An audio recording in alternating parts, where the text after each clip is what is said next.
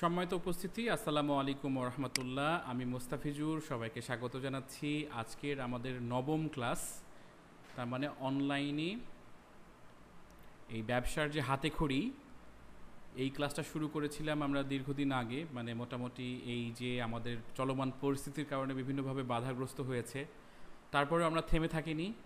উদ্যোক্তায়ন এবং ইকেআর একাডেমির যৌথ আয়োজনে এই আয়োজনটি আমরা করে আসছি গত প্রায় 1 থেকে 1.5 মাস প্লাস হয়ে গিয়েছে। আমরা এখন পর্যন্ত 8টা ক্লাস করেছি, আজকে তার ধারাবাহিকভাবে নবম ক্লাস।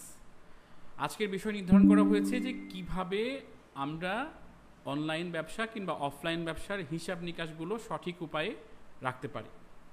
আপনারা জানেন, যারা কম্পিউটার কেন্দ্রিক ব্যবসা পরিচালনা করেন কিংবা কম্পিউটার শেখেন, তারা সবার আগে এক্সেল শিখেন।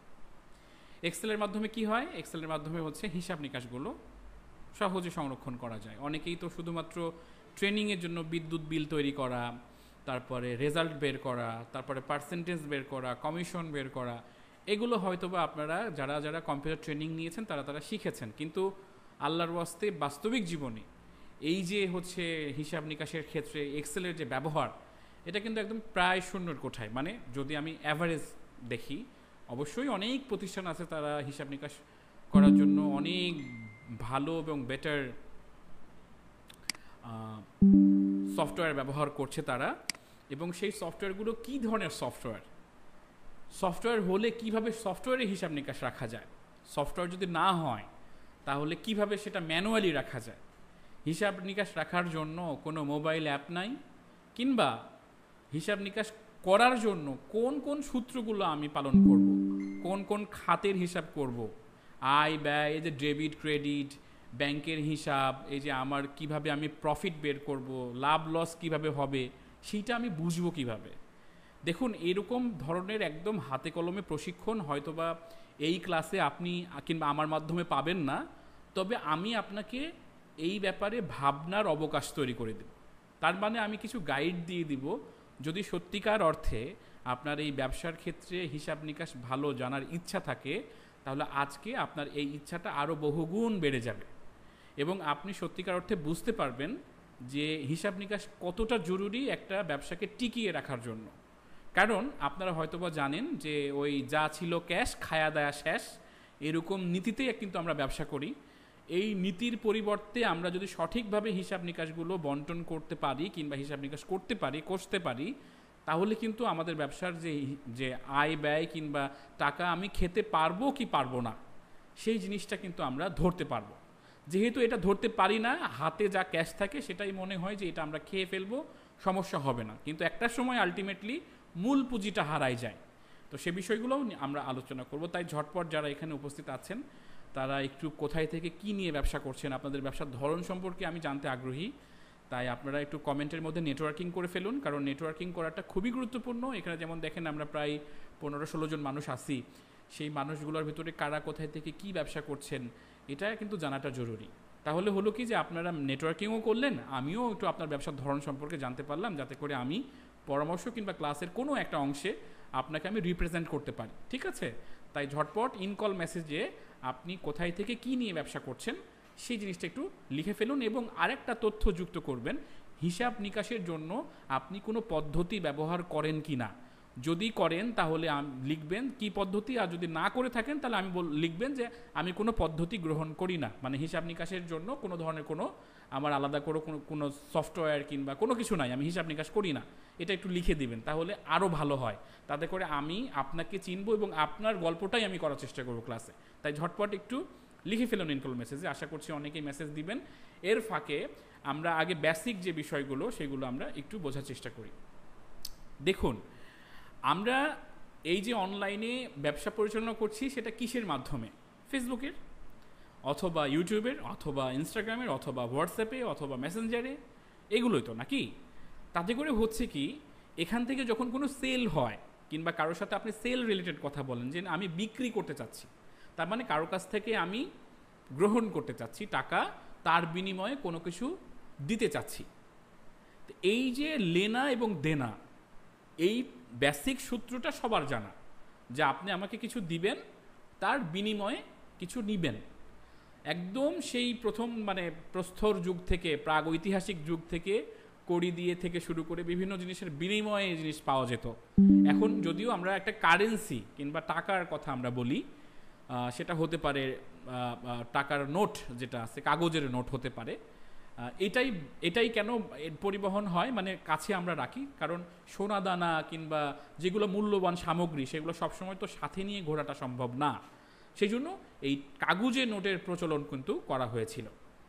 তো এই প্রচলন প্রথমে কয়েন দিয়ে শুরু হলেও আস্তে আস্তে কাগজের নোট শুরু হয়েছে, তারপরে এটা ব্যাংকিং সিস্টেম শুরু হয়েছে, সেন্ট্রাল রিজার্ভ শুরু হয়েছে, এরকমভাবে অনেকগুলো স্তর পার হয়ে আজকের এই যে হিসাবি ব্যবস্থা, অর্থনৈতিক ব্যবস্থা, অর্থনৈতিক সামাজিক ব্যবস্থা, এগুলো কিন্তু তৈরি হয়েছে। এইগুলো পড়াশোনা করতে গেলে মাথা আওলাঝালো হয়ে যাবে, আমি ওই দিকে আপনাদের নিব না বলে আমি ছাড়া ছাড়া কথা বলতেছি।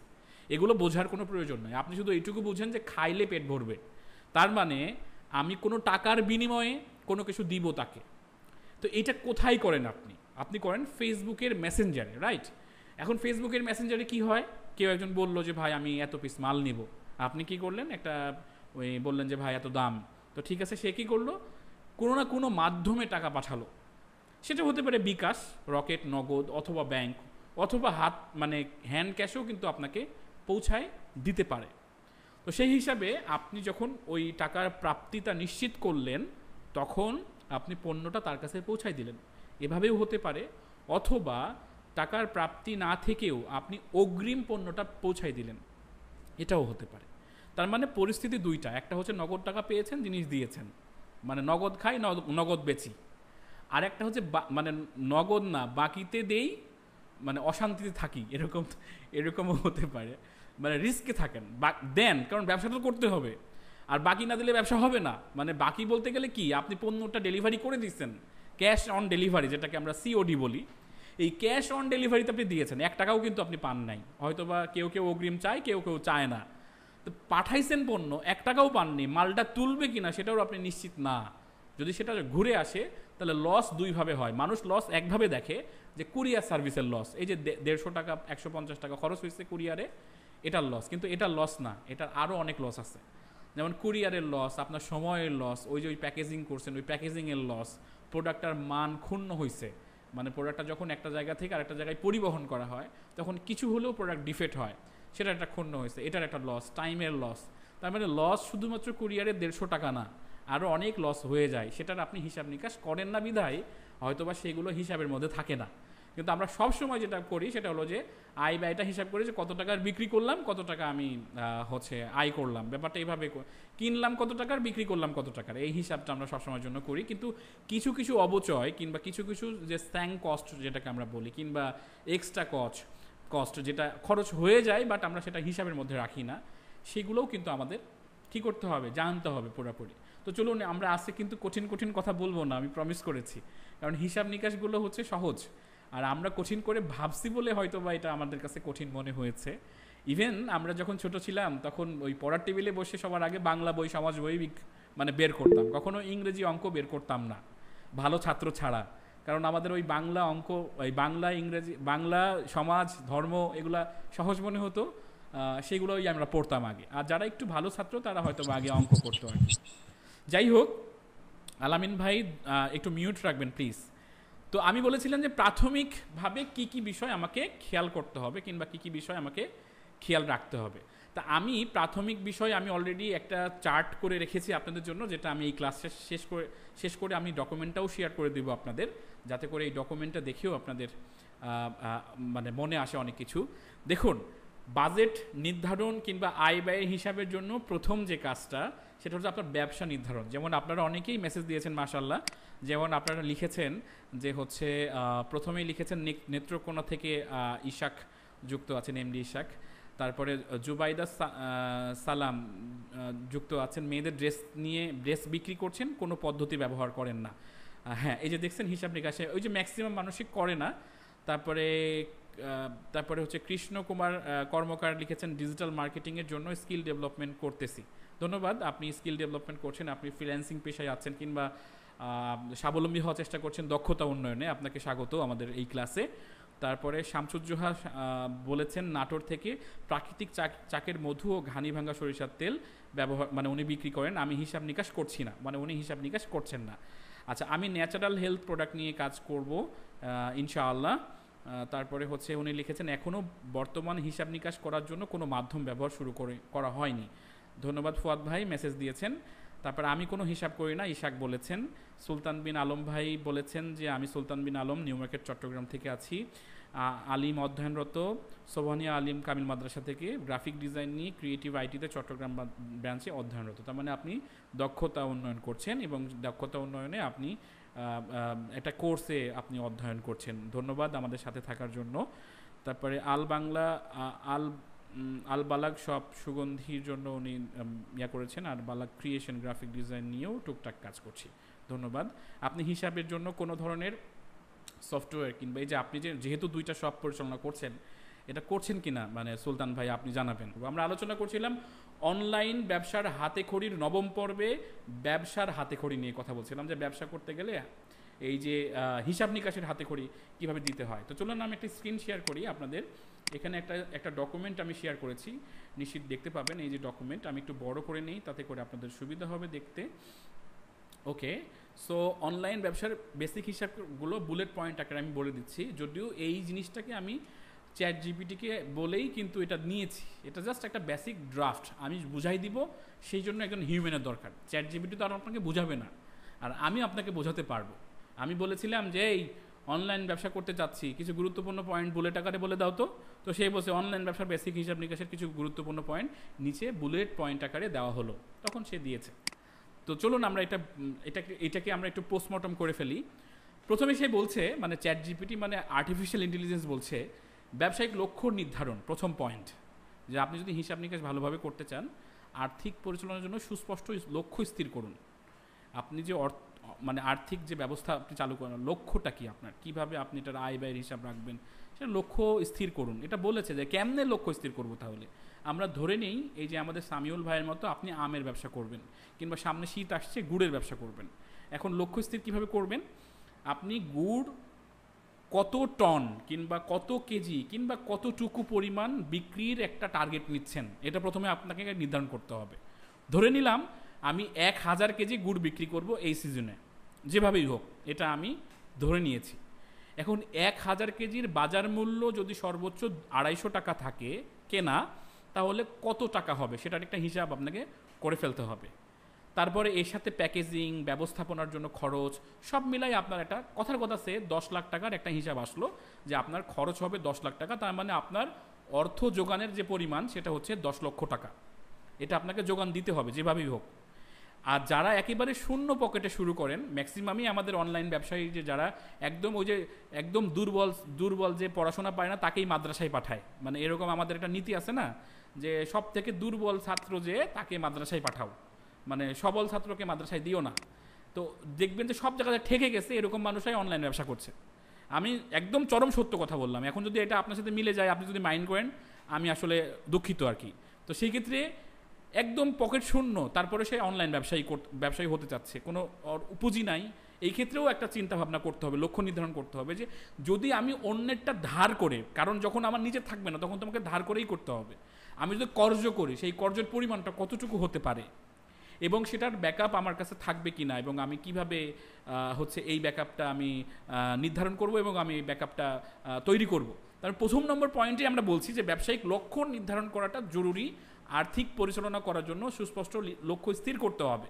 তার মানে আমার কত টাকা যোগান লাগবে, কত টাকার জন্য এইটার থেকে আমরা লাভ প্রফিট কত টাকা করতে পারি। যে আমি 10 লক্ষ টাকা যে বিনিয়োগ করে গুড় কিনলাম 1000 কেজি, এটা যদি আমি 300 টাকা দরে বিক্রি করি তাহলে কত টাকা প্রফিট আসবে এবং সেটার পরিমাণ কতটুকু, সব বাদ দিয়ে আমার একদম নিট প্রফিট কতটুকু থাকবে, এইটুকু কমন সেন্স আপনার থাকতেই হবে। আর আমাদের ম্যাক্সিমাম ব্যবসায়ীরা এই কাজটা করেন না, মানে আগে থেকে লক্ষ্য স্থির করেন না, যে মানে হিজ হুজ যখন যা পাই তখন তাই খাই, এরকম টাইপের আর কি।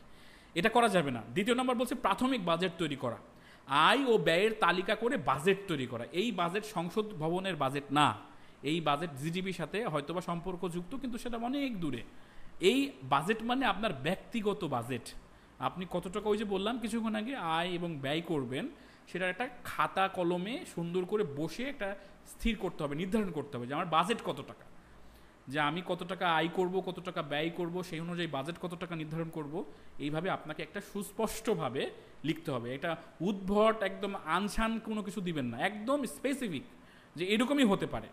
এখন আরও একটা স্বল্পতা আছে আমাদের মেধার। এই মেধার স্বল্পতা কি, যে ধরেন সে সব হিসাব করেছে, কারেন্ট বিল হিসাব করে নাই, সে সব হিসাব করেছে যে ওই যে সে যে সময় দিচ্ছে প্রতিদিন, যে সে 500 টাকার কামলা দিচ্ছে, মানে আমি ব্যবসায়ীর মালিক, আমারও তো সময়ের দাম আছে। আমি যদি কারো এই ব্যবসা না করে যদি আমি কারো কামলা দিতাম, তাও তো প্রত্যেক দিন 500 টাকা করে কামাই করতাম। তাহলে আমার যে 500 টাকা হলে 3 5 15,000 টাকা যে আমার মাসে খরচ হচ্ছে, এই খরচটা কোথাও ওর তোলা নাই। আই রিপিট, আপনি যে ব্যবসার মালিক, ওই ব্যবসাটা, গুড়ের ব্যবসা যদি আপনি না করে কাউকে গুড়ের ব্যবসার প্যাকেটিংয়ের জন্য কিংবা প্যাকেজিংয়ের জন্য, পরিবহনের জন্য যদি কামলাও দিতেন, তাও তো 500 টাকা মজুরি পাইতেন। এই 500 টাকা যদি যোগ করা হয়, 30 দিনে যদি আপনি কাজ করেন, 3 5 15,000 টাকা আপনার কিন্তু প্রত্যেক মাসে আপনার ইনকাম হতো। সেটা যদি হচ্ছে না, তার মানে ওটা ব্যয় হচ্ছে। তাহলে আপনি যত ব্যবসায়ী করেন না কেন, ওই যে 500 টাকা মিনিমাম মজুরির মূল্য, সেটা আপনাকে তো ওখানে যুক্ত করতে হবে। এই বাজেট নির্ধারণে যদি আপনি এই হিসাবটা যদি ছুটাই ফেলেন, তাহলে তো আপনার পুরো হিসাবই ভুল। হ্যাঁ, তো সেই ক্ষেত্রে আপনাকে প্রাথমিক বাজেট তৈরি করাটা জরুরি। সফটওয়্যার বা টুলস নির্বাচন করা, হিসাব রক্ষণের জন্য উপযুক্ত সফটওয়্যার বা টুলস নির্বাচন করতে হবে, যেমন এক্সেল, কুইক বুক, সিআরএম, এগুলো সফটওয়্যারের নাম। আমি আরও কয়েকটা সফটওয়্যারের নাম আপনাদের বলে দিব কিংবা দেখিয়ে দিব, সেগুলোও আপনারা ব্যবহার করতে পারেন, যেগুলো ফ্রি, কোনো টাকা পয়সা লাগবে না। তবে সব থেকে বেস্ট হয় যে কোনো কিছু প্রিমিয়াম কোনো কিছু কিনে ফেলা।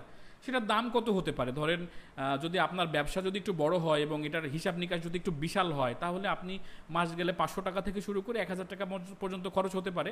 এখন অনেকেই নাক সেটকায় যে 1000 টাকা খরচ করব খালি একটা সফটওয়্যারের জন্য, কিন্তু উনার যে চিন্তা হচ্ছে না, আমি যদি অ্যাকাউন্টেন্ট একটা যদি এখন আমি নিয়োগ দিতাম, আমার প্রতিষ্ঠান যতই ছোট হোক না কেন, কিন্তু আয় ব্যয়ের হিসাব তো নিয়োগ দিতে হবে আমাকে, মিনিমাম তাকে 15,000 টাকা বেতন দিতে হতো। কিন্তু আমি 1000 টাকাতে এটা করে ফেলছি, কারণ সফটওয়্যারটা আমার সব কাজ করে দিচ্ছে, অটোমেশন করে দিচ্ছে, কোথায় থেকে আয় হচ্ছে, কোথায় থেকে ব্যয় হচ্ছে সেটা দেখিয়ে দিচ্ছে। আমি একটা এক্সাম্পল দিই আপনাদের। আমি একটা স্ক্রিন শেয়ার করছি আমাদের সিআরএমের, তাহলে মানে আমাদের 3টা সিআরএম, তার ভেতরে একটা সিআরএমের আমি হচ্ছে স্ক্রিন শেয়ার করি, তাহলে আপনারা বুঝতে পারবেন যে আমি কিভাবে কাজ করি। ধরেন এইটা হচ্ছে সিআরএম, আশা করি দেখতে পাচ্ছেন আপনারা, এইটা হচ্ছে সিআরএম।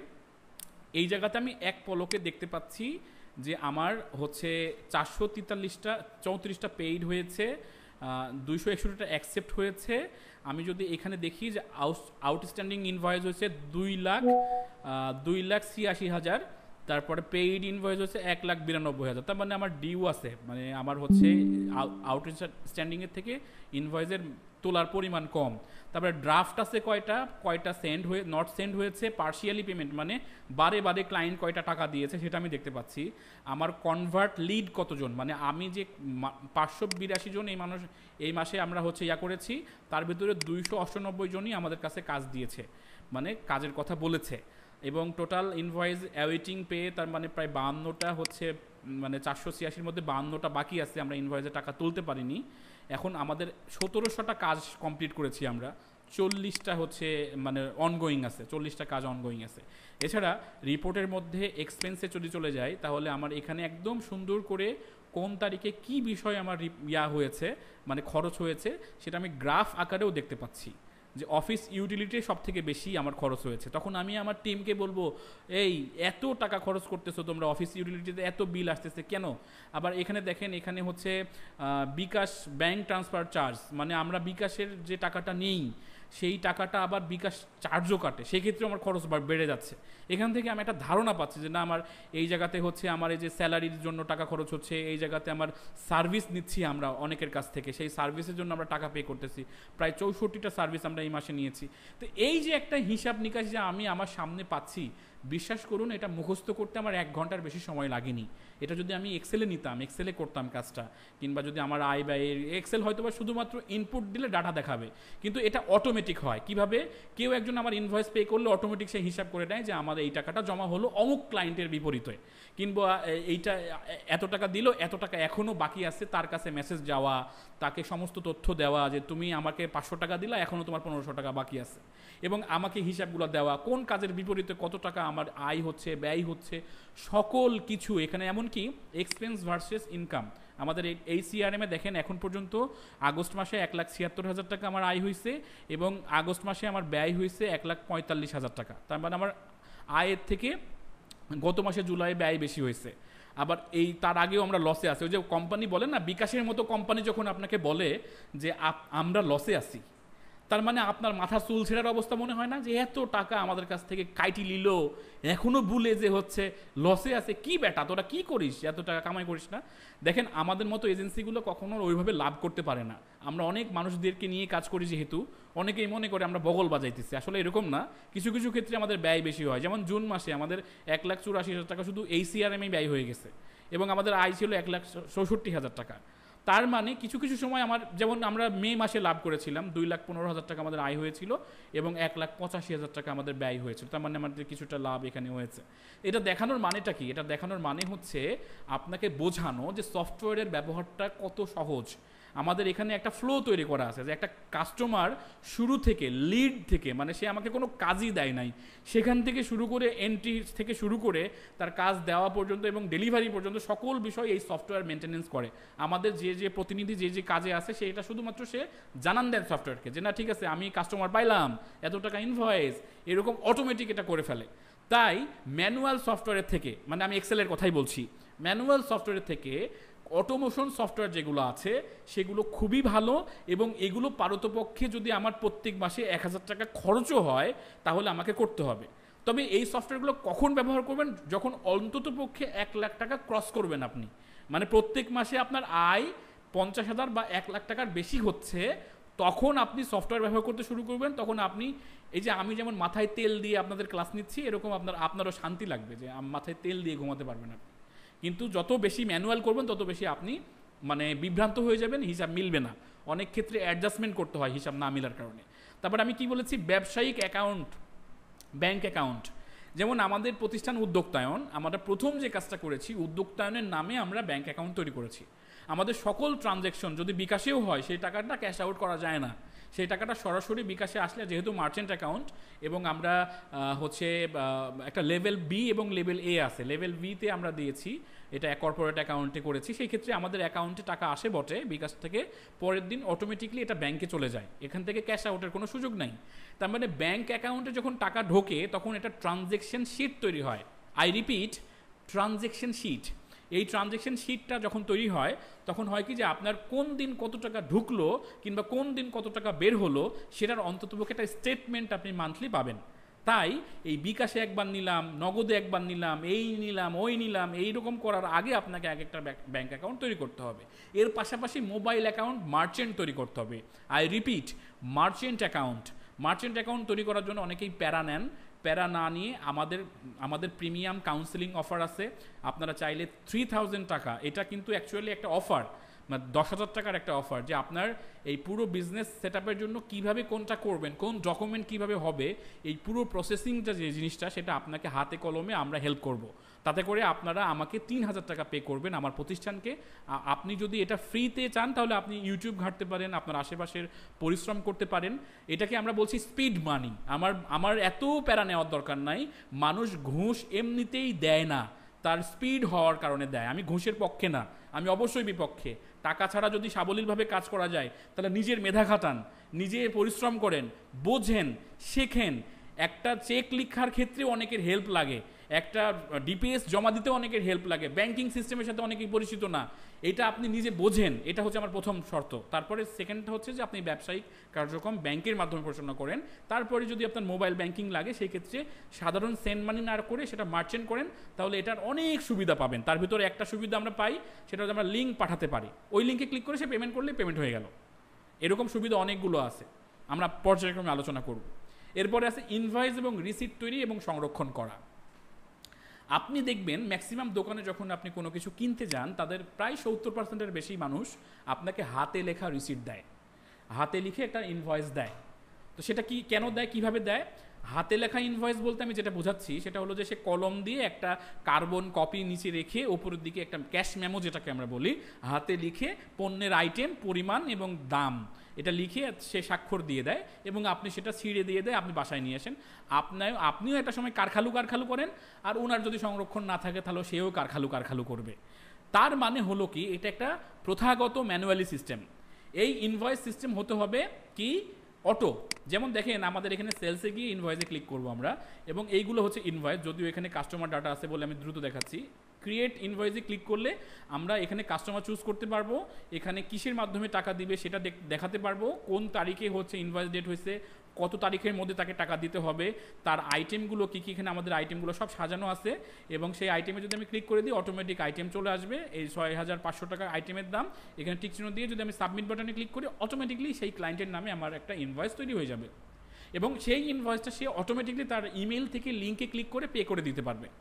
তো এই যে একটা প্রসেস, এটার ওই যে ইনভয়েসের আইডি, এর কিন্তু ইনভয়েসের নাম্বার হয়েছে 023518। এ যদি বলে আমাকে, সেটা যদি 5 বছর পরে এসেও বলে যে ভাই 023518-এ আমি এত টাকা দিয়েছিলাম, একটু দেখবেন প্লিজ আমার টাকাটার ব্যাপারে, আপনারা কোনো কাজ করে দেননি কিংবা কাজ করে দিয়েছেন, আমি আরও কাজ করতে চাইছি।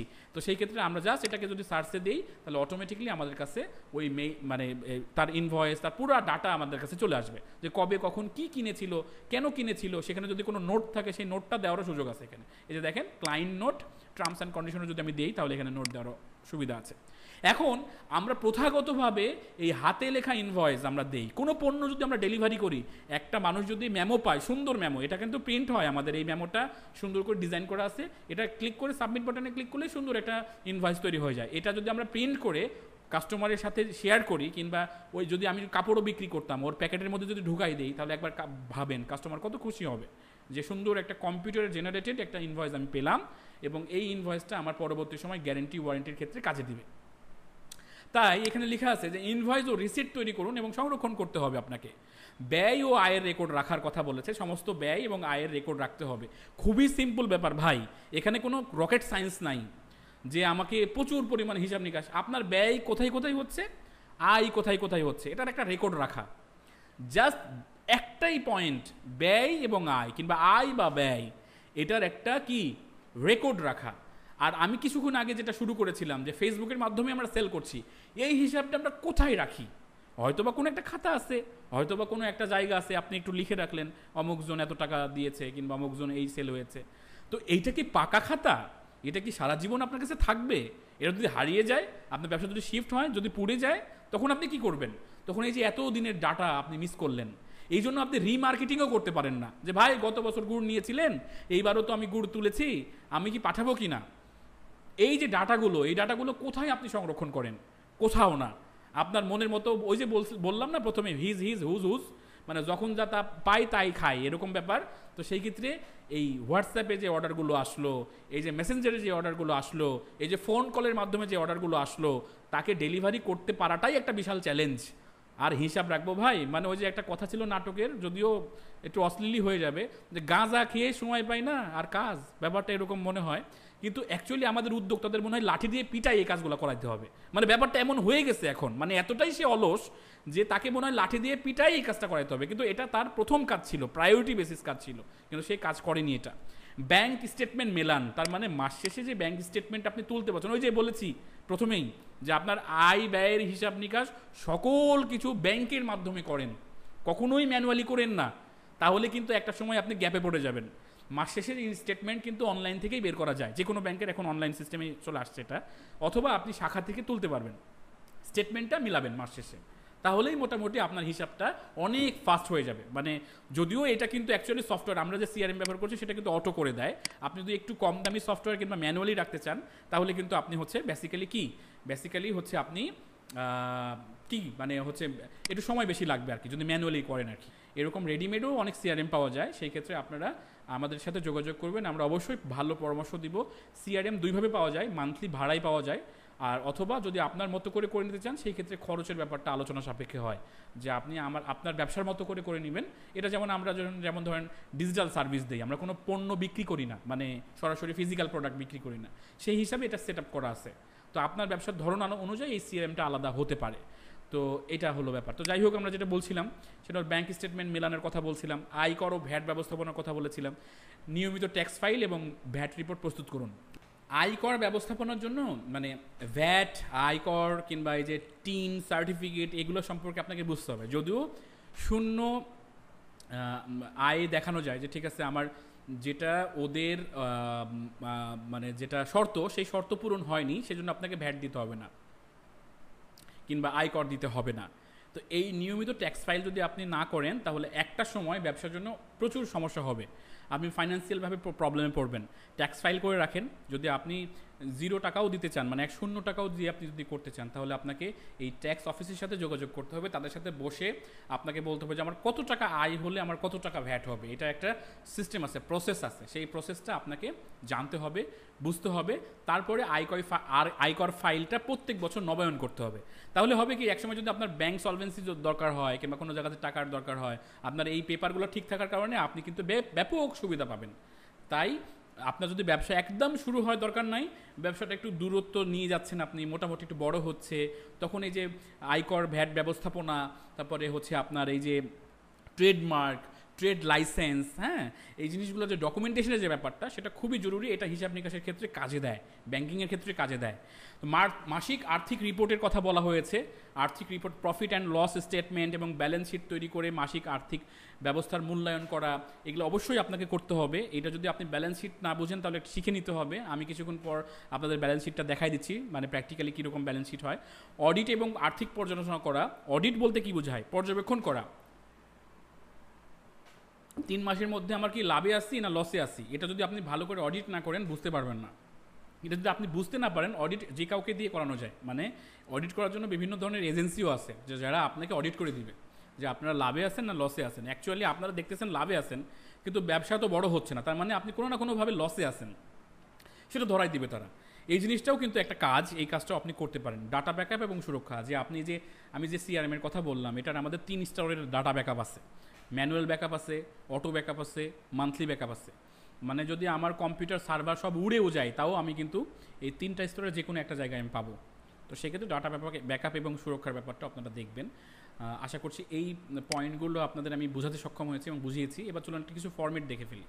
ফরম্যাটটা আমি আগে থেকে একটু রেডি করে রাখছি, এটা ছোটো করে দিই তাহলে বুঝবেন। দেখেন, বিক্রয় ইনভয়েস ফরম্যাট, মানে ইনভয়েসের ফরম্যাট কেমন হওয়া উচিত।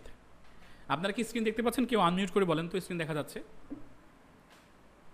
জি দেখা যাচ্ছে। যাচ্ছে। আচ্ছা, ওকে, ফাইন। যারা মোবাইল থেকে দেখতেছেন তারা একটু রোটেশন লকটা অফ করে দিয়ে, মানে মোবাইলটাকে আড়াআড়িভাবে ধরেন, দেখেন একটু বড় স্ক্রিন হবে, দেখতে সুবিধা হবে সোজা করে না দেখে।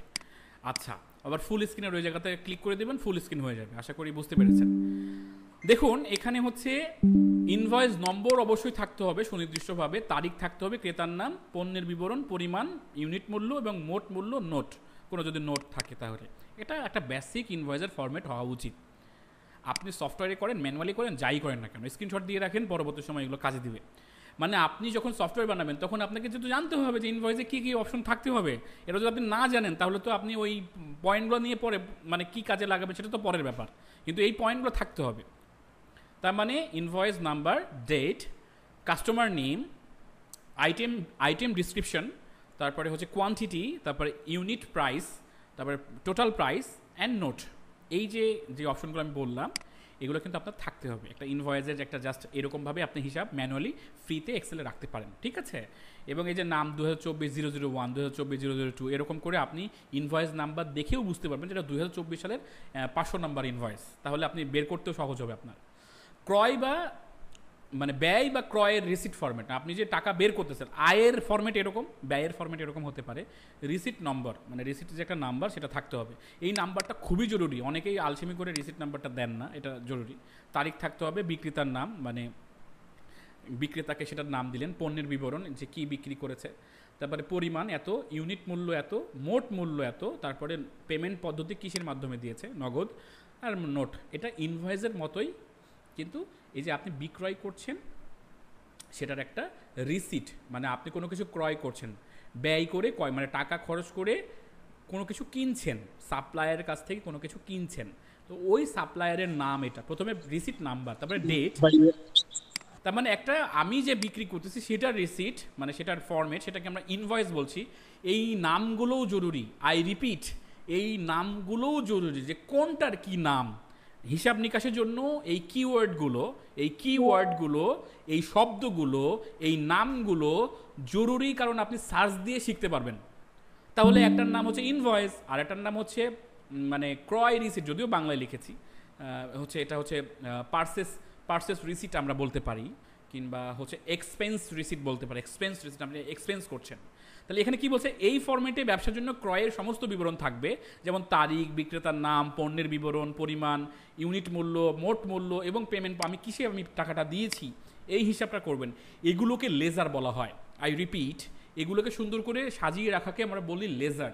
তা না হলে আপনি মাস শেষে হিসাবগুলো পাবেন না। তো এই বিক্রয় এবং ব্যয়, আপনি যে আয় করছেন বিক্রয়ের মাধ্যমে সেইটা, আর ব্যয় করছেন ক্রয়ের মাধ্যমে সেইটা, আপনাকে আলাদা আলাদা করে সুন্দর করে সংরক্ষণ করা জরুরি। তারপরে চলে যাচ্ছি মাসিক আর্থিক রিপোর্ট। মাসিক আর্থিক রিপোর্ট বলতে যেটা বোঝায়, মান্থলি রিপোর্টটা আমরা করি, সেটা হচ্ছে যে বিবরণ থাকবে যে আমাদের মোট বিক্রয় কত টাকা, মোট ব্যয় কত টাকা, মোট লাভ কত টাকা, পরিচালনা খরচ। দেখেন, এই যে দেখেন, এটা পয়েন্ট, পরিচালনা খরচ আপনার আছে নিশ্চয়। আপনার মোট বিক্রয় এবং মোট মানে হচ্ছে ক্রয়, মানে মোট বিক্রয়ের যে ধরেন 1 লাখ টাকা, মোট বিক্রয় ব্যয় হয়েছে এত টাকা, মানে ওই যে কেনার প্রাইস। বিক্রয় ব্যয় বলতে কি বুঝছি, পার্সেসিং আর কি। মানে কারো আবার সংখ্যা শুনলে মাথা আওলাই যায়, মানে আর ন্যায় আসে। দেখবেন যে আপনার যদি এক পাতায় ইংরেজি লেখা থাকে আর এক পাতায় যদি বাংলা লেখা থাকে, চোখ সবার আগে বাংলার দিকে যাবে, কারণ ওইটা আপনি ভালো পারেন। ইংরেজির দিকে যাবে না, যে থাক ওইটা বাদ, ওইটা পড়বো না, এটাই পড়বো। ধরেন 1 পৃষ্ঠার ভিতরে যদি 2 লাইন ইংরেজি থাকে, তখন চোখ এমনিতেই স্কিপ করে যায়। আবার যাদের আবার অঙ্কে সমস্যা, মানে নাম্বারে সমস্যা, তারা আবার আগে থেকে ছেড়ে দেয়, ধুর এত কঠিন ধরবই না। মাথা যদি না দেন তাহলে এই সমস্ত হিসাব নিকাশ কোনো কাজে দিবে না, আর সারা জীবনে ওরকমই ছন্নছড়া থাকবেন, হিসাব নিকাশ মিলাতে পারবেন না, মানে ওই সারা জীবনই দেখা যাচ্ছে যে একটা লসের মধ্যেই থাকবেন আপনি। তাই কিছু হলেও বেসিক হিসাবটা শিখেন। আমি কঠিন কোনো কিছু দেখাচ্ছি না। মোট বিক্রয়, বিক্রয় ব্যয়, মোট লাভ, পরিচালনা খরচ এবং নেট যে প্রফিট সেইটা। এখন আপনাকে এই হিসাবটা কোনটা যোগ করবেন কোনটা বিয়োগ করবেন এটাও তো জানতে হবে ভালোভাবে। তো এই জানাজানির ব্যাপারটা নিয়ে বললে অনেক লম্বা হয়ে যাবে, তবে আমি জাস্ট ফরম্যাটটা দেখাচ্ছি, স্ক্রিনশট দিয়ে রাখেন।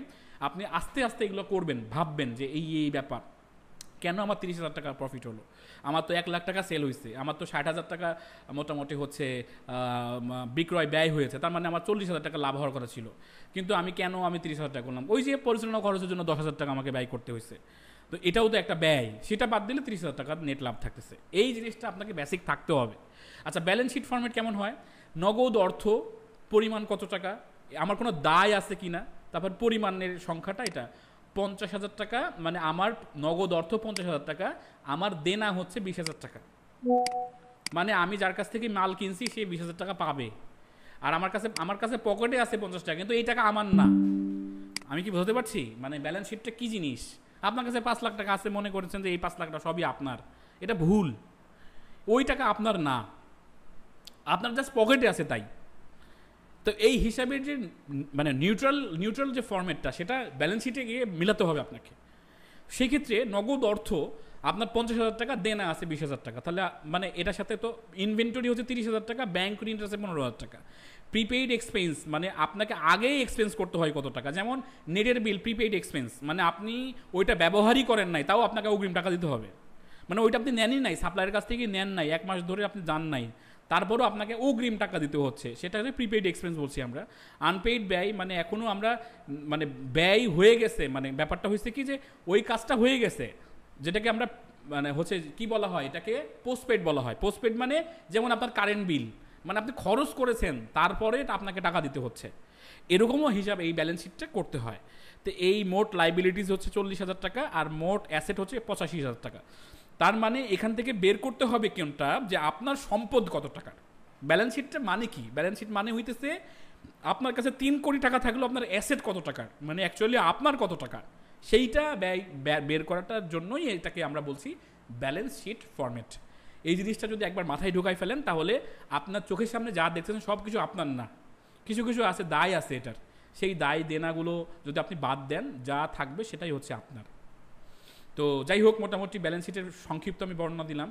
ব্যাংক লেনদেন রেজিস্টার ফরম্যাট, আপনার ব্যাংকের রেজিস্টার ফরম্যাটটা আপনাকে করা লাগে না, এটা ব্যাংকই করে দেয়।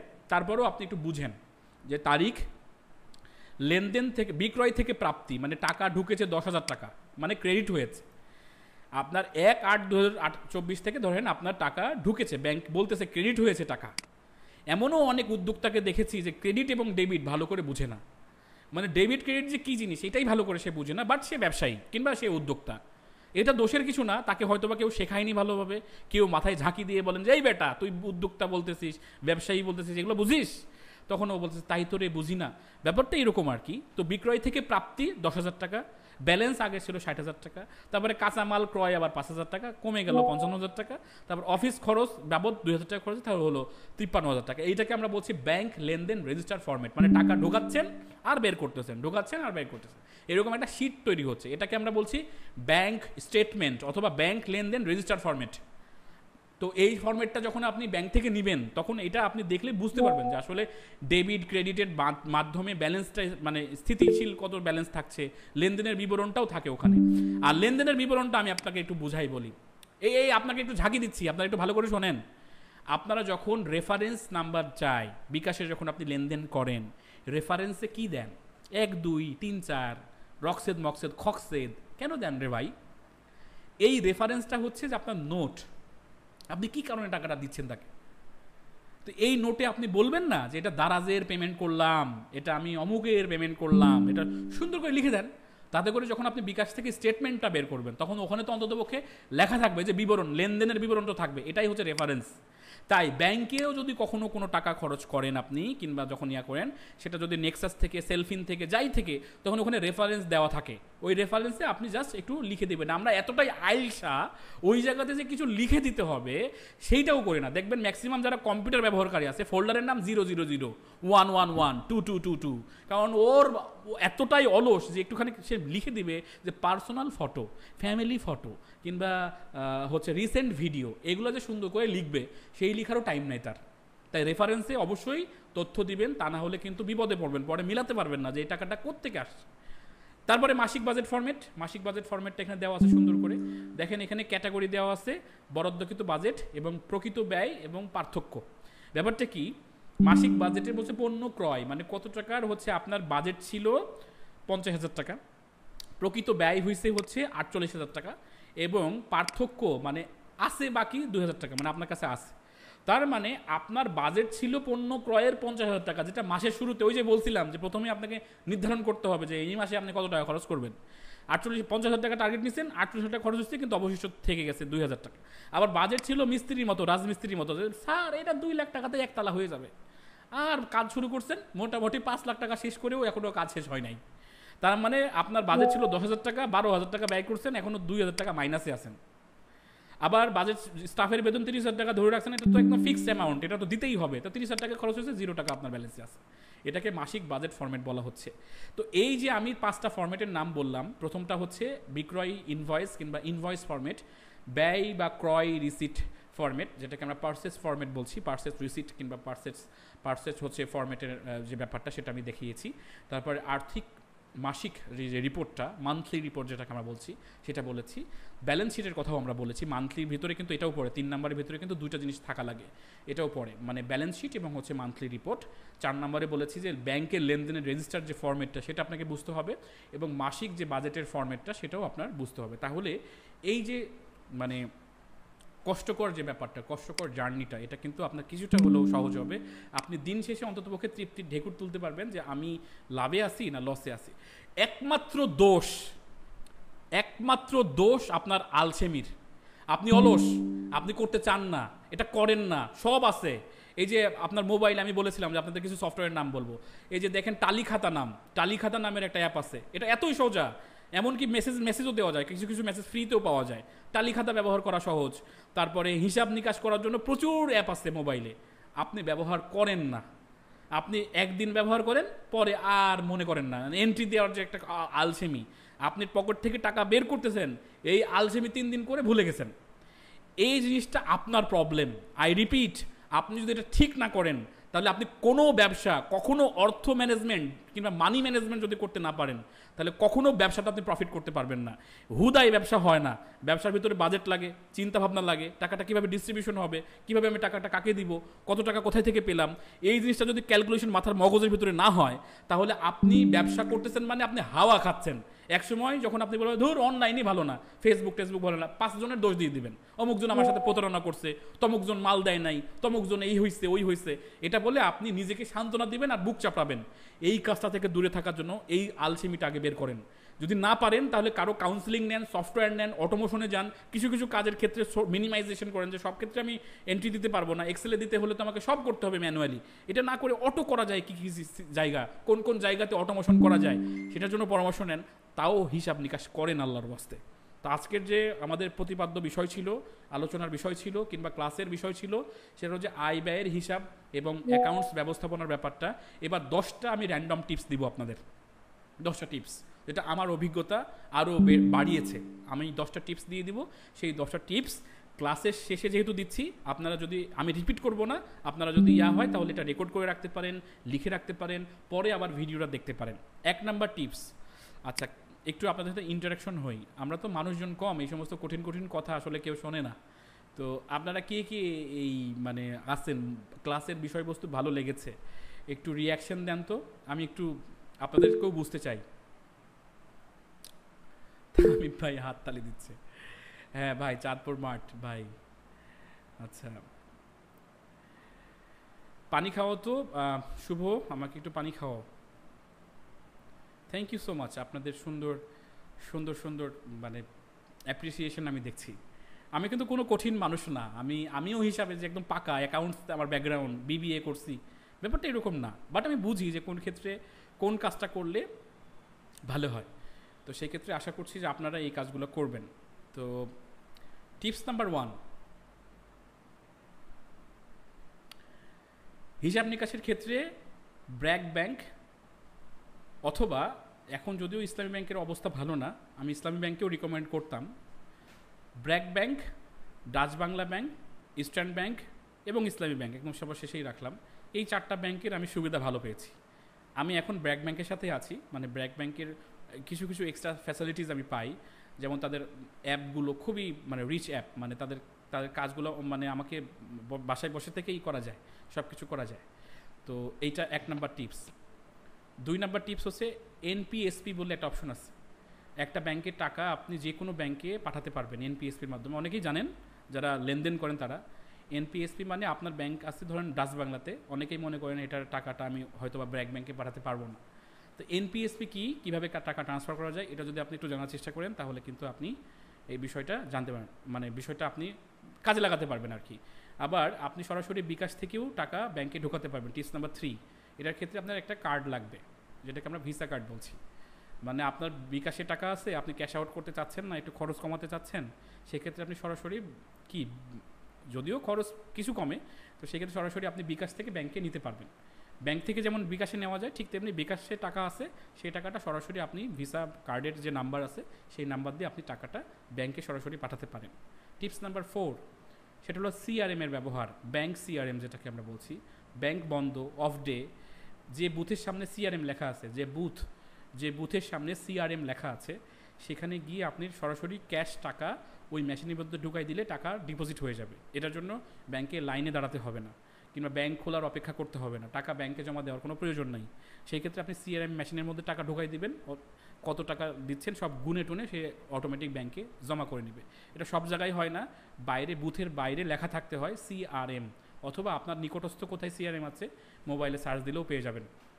টিপস নাম্বার কত এটা বলেন তো, 5 না 6? কত আপনারা গুনতেছেন? মানে আমি যে বলে যাচ্ছি আপনারা শুনতেছেন না গুনতেছেন বলেন তো? 5 ওকে ফাইন। টিপস নাম্বার 5, আয় ব্যয়ের জন্য যদি বেসিক বিগিনিং লেভেলের ফ্রিতে শুরু করতে চান, তাহলে আমার মনে হয় যে আপনি হচ্ছে টালি খাতা অ্যাপটা ব্যবহার করতে পারেন। এই অ্যাপে আমি কোনো অ্যাফিলিয়েশন নাই, আমাকে টাকা পয়সাও দেয় না তারা। টালি খাতা অ্যাপটা মোবাইল ফ্রেন্ডলি একটা অ্যাপ। এই টালি খাতা যদি আপনি লিখে দেন তাহলে আপনি পেয়ে যাবেন। এইটার অনেকগুলো ফিচার তারা আপডেট করেছে, টালি পে বলেও অপশন চালু করছে, মেসেজের অপশন তো আগে থেকেই ছিল, যদি কোনো বাকি থাকে সেটা রিমাইন্ডার সে পাঠায়, মেসেজের দামও সেখানে কম। টালি পে এটাও খুবই সহজ একটা সফটওয়্যার, এটা নিয়ে প্রচুর রিসোর্স আছে অনলাইনে, মানে ইউটিউবে টিউটোরিয়াল পেয়ে যাবেন, সেখানে দেখে দেখে আপনি টালি পেটা মোবাইল দিয়ে ব্যবহার করতে পারেন, মানে একদম টাকা পয়সা ছাড়া। এটা হচ্ছে টিপস নাম্বার 5।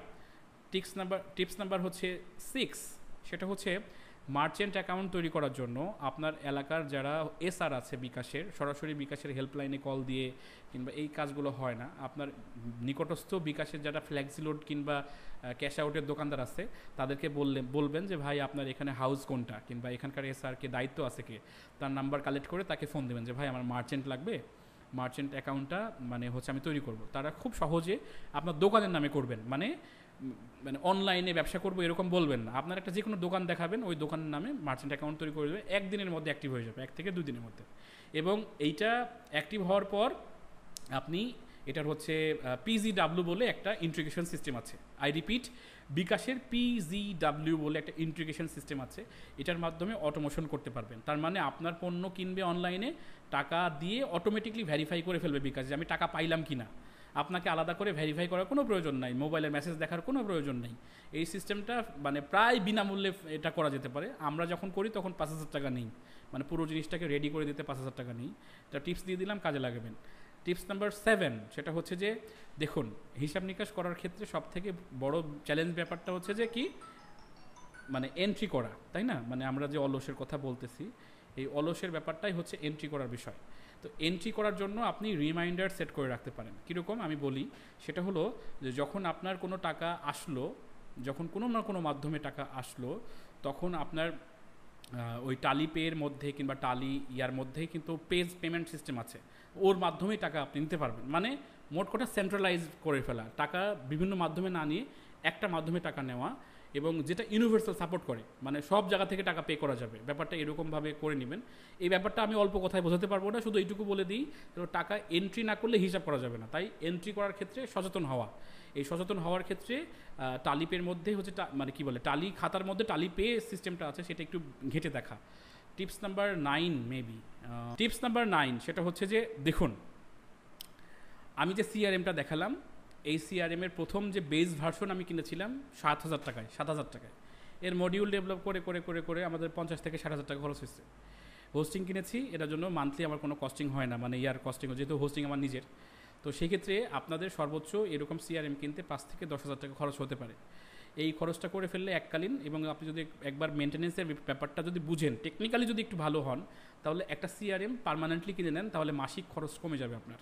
তো সেই ক্ষেত্রে সিআরএম বিষয়টা কি, 9 নম্বর টিপস হচ্ছে সিআরএম কীভাবে কাজে লাগে, সিআরএম বিষয়টা কি, এটা তদন্ত করবেন, খোঁজ লাগাবেন, ভালোভাবে শেখার চেষ্টা করবেন, তাহলে আপনি ব্যবসার ক্ষেত্রে অনেকখানি আগাই যাবেন। আমি আবারও বলছি, সিআরএম, হোয়াট ইজ সিআরএম, কিংবা সিআরএম কি, সিআরএমের মাধ্যমে ব্যবসা কীভাবে করতে হয়, এই জিনিসটা যদি একটু রিসার্চ করেন তাহলে অনেক তথ্য পেয়ে যাবেন।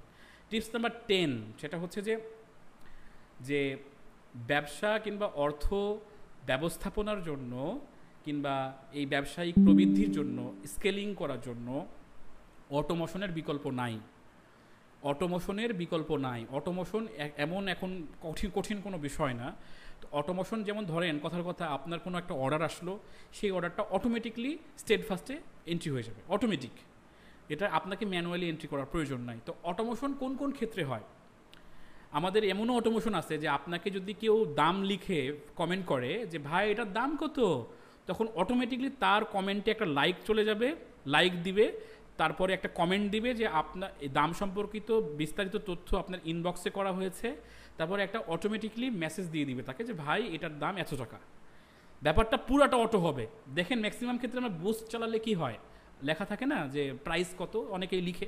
তো সেই ক্ষেত্রে যদি লিখে কতজনের মেসেজ আপনি দেখবেন, মানে কমেন্ট দেখবেন, অটো এরকম বট আছে, সিস্টেম আছে, যেটা হচ্ছে একটা সে মেসেজ দিলেই হলো যে কত দাম, প্রাইস, এই কথা লিখলেই অটোমেটিক সেই কমেন্ট হবে এবং তাকে একটা মেসেজ পাঠানো হবে। তাই 10 নম্বর টিপস হচ্ছে অর্থ ব্যবস্থাপনার জন্য ভালোভাবে অটোমেশনের বিকল্প নাই। যত বেশি অটোমেশন আপনি অ্যাপ্লাই করবেন, তত বেশি আপনার কাজটা সহজ হবে, আপনার মূল যে ট্র্যাকটা সেটা আপনি ধরে রাখতে পারবেন। তাই এই 10টা টিপস আপনারা মাথায় রাখবেন এবং এগুলোকে কাজে লাগাবেন, রিসার্চ করবেন। কোনো ক্ষেত্রে মোস্তাফিজুর এবং মোস্তাফিজুরের টিমের যদি কোনো সহযোগিতা লাগে, আমরা বিভিন্ন সময় বিভিন্ন মানুষকে হেল্প করি, তবে এই হেল্পগুলো পেইড, মানে টাকা দিয়ে হেল্প। আমরা কখনো এই যে ক্লাসের মধ্যে অনেক সময় আমি বলি না যে প্রশ্ন করেন, আপনারা অনেকেই করেন না, এটা আমার দোষ না, এটা আপনাদের দোষ। সময় থাকতে প্রশ্ন আসে না মাথায়, কিন্তু সময়ের বাইরে যখনই যাবেন যে মোস্তাফিজুরের 1 ঘন্টা আমি নিব, আপনার কাছ থেকে আমি 5,000 টাকা চার্জ নিব, আমি কি বুঝতে পারছি? তার মানে হচ্ছে আপনার ব্যবসা ডেভেলপ করব, আমার কোনো প্রফিট নাই, আপনার ব্যবসার প্রফিট আছে, আপনাকে টাকা খসাতে হবে। এবং পেইড সাপোর্ট ছাড়া আপনি ভালোভাবে কারো পরামর্শ নিতে পারবেন না, অথেন্টিক পরামর্শ নিতে পারবেন না। তো সেই ক্ষেত্রে এই ক্লাসের মধ্যেই আলোচনা করতে পারেন। বিভিন্ন সময় যখন আপনাদের প্রবলেম সলভিং ক্লাস নিব আমি, যে হয়তো বা আগামী দিন আমি প্রবলেম সলভিংয়ে যাব, তখন আপনি 100টা প্রশ্ন রেডি করে রাখেন, কাউকে প্রশ্ন করার সুযোগই দিয়েন না যে স্যার আমার আজকে 100টা প্রশ্ন আছে, আপনি বলেন তো এটা দেখান তো কীভাবে হয়, আমি প্রস্তুত আছি, আমাকে বিব্রত করেন, আমাকে এইটা ফিল করতে দেন যে আমি জানি না এটা, আমাকে এটা ফিল করতে দেন যে মোস্তাফিজুর এটা আমি জানি না, আল্লাহ আমাকে হয়তোবা কুদরত দিয়েছে, মেধা দিয়েছে, আমি অনেক দিন এই সেক্টরে আছি, আমার না জানার অনেক বিষয় আছে, আমি সেটা জানতে চাই আপনাদের মাধ্যমে, আমাকে প্রশ্ন করেন। এই প্রশ্নটা আপনারা করেন না, সঠিকভাবে আপনারা জানতে চান না, কিন্তু ঠিকই জায়গা গিয়ে ঠ্যাক খাইলে তখন আপনার মনে হয় যে ওহো এটা তো আমি জানলে ভালোই হতো। তাই আপনারা নেক্সট যখন আমরা প্রবলেম সলভিং ক্লাস করব তখন 100টা প্রশ্নের তালিকা নিয়ে আসবেন, নিয়ে এসে মোস্তাফিজুরকে বলবেন, মোস্তাফিজুর এবং মোস্তাফিজুর টিম, অথবা আমরা না পারলে জেনে আপনাকে জানাবো। আশা করি বুঝতে পেরেছেন। আজকে আমি প্রশ্ন পর্ব নিচ্ছি না, আমার একটা বিশেষ মিটিং আছে, তো সেই ক্ষেত্রে আগামী ক্লাস আমাদের প্রবলেম সলভিং হবে। শীঘ্রই আমি সময় এবং কোন দিন দিব ক্লাস সেটা আমি ঘোষণা করে দিব। যারা ইকেয়ার এবং উদ্যোক্তায়নের হোয়াটসঅ্যাপ গ্রুপে আছেন, কমিউনিটিতে আছেন, সেখানে আপনারা লিঙ্ক পেয়ে যাবেন, এবং সেখানে আমরা ইনশাল্লাহ আজকের সহ আগামী দিনে যে প্রশ্নগুলো আছে সেগুলো আমরা গুছিয়ে উত্তর দেওয়ার চেষ্টা করব। সবাই আমার জন্য দোয়া করবেন, দোয়ার দরখাস্ত রয়ে গেল, এবং আমরা যেন আরও ভালো সার্ভিস আপনাদের দিতে পারি, তথ্যমূলক ক্লাস উপহার দিতে পারি, সেটার জন্য আপনার সাপোর্ট দরকার। আমাদের ইউটিউব চ্যানেল ইকেয়ার একাডেমি কিংবা ফেসবুক পেজ একটু ভালো মন্তব্য করে দিবেন, একটু লাইক করবেন, একটু ফলো করবেন, সাবস্ক্রাইব করবেন। এগুলো আমরা ভিক্ষা করে চাচ্ছি না, এগুলো চাচ্ছি যে আমাদের অধিকার, এটা আপনাকে দিচ্ছি, বিনিময় করেন, তাতে করে আমাদের সম্পর্ক আরও ভালো হবে। তো সবার জন্য দোয়া রইল, মোস্তাফিজুরকেও দোয়া করবেন। ইনশাল্লাহ দেখা হচ্ছে নেক্সট ক্লাসে। সেই পর্যন্ত সবাই ভালো থাকুন, সুস্থ থাকুন এবং অবশ্যই প্রযুক্তির সাথে থাকুন। ধন্যবাদ। আসসালামু আলাইকুম ওয়া রাহমাতুল্লাহ।